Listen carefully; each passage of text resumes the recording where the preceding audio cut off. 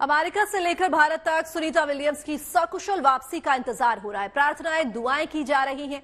इसी के बीच हम आपको सुनीता विलियम्स का भारत कनेक्शन तो बताने जा ही रहे हैं, साथ ही ये भी बता रहे हैं कि उनका नौसैनिक से एस्ट्रोनॉट बनने का सफर। इस रिपोर्ट में जानिए विस्तार से सुनीता विलियम्स की कहानी।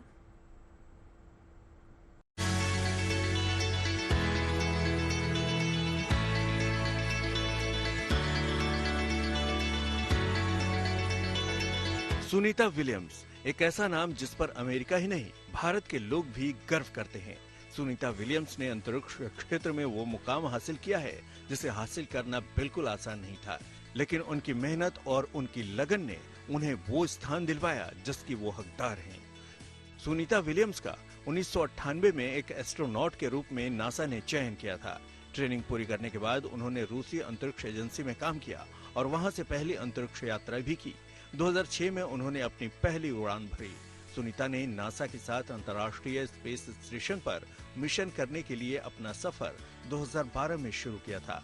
अब पिछले साल 6 मई को 8 दिनों के लिए अंतरिक्ष गई सुनीता विलियम्स 9 महीनों से इंटरनेशनल स्पेस स्टेशन में फंसी हैं।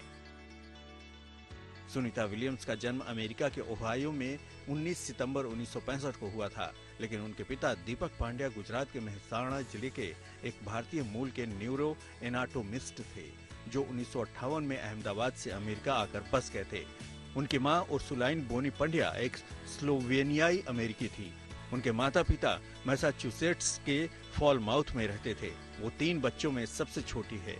सुनीता विलियम्स सबसे पहले अमेरिका की नौसेना में शामिल हुई और बाद में नासा में अंतरिक्ष यात्री के रूप में मिशन में लगी हुई हैं। सुनीता ने अपने करियर में कई खास मिशनों में भाग लिया, जिसमें अंतर्राष्ट्रीय अंतरिक्ष स्टेशन के अभियानों में उनका योगदान महत्वपूर्ण है। उन्होंने अंतरिक्ष में सबसे ज्यादा दिन रहने तक का रिकॉर्ड बनाया है और महिलाओं में सबसे ज्यादा स्पेस वॉक करने का भी कीर्तिमान स्थापित किया है। अब तक वो 9 बार स्पेस वॉक कर चुकी हैं। 9 दिसंबर 2006 को सुनीता विलियम्स पहली बार स्पेस में गई थी। उन्हें इंटरनेशनल स्पेस स्टेशन में भेजे गए 14वें शटल डिस्कवरी के साथ रवाना किया गया था। इसके बाद 2012 में उनकी दूसरी अंतरिक्ष यात्रा शुरू हुई थी। तब उन्होंने कजाकिस्तान के बैकोनूर से रूसी रॉकेट सोयूज TMA-05M से उड़ान भरी थी।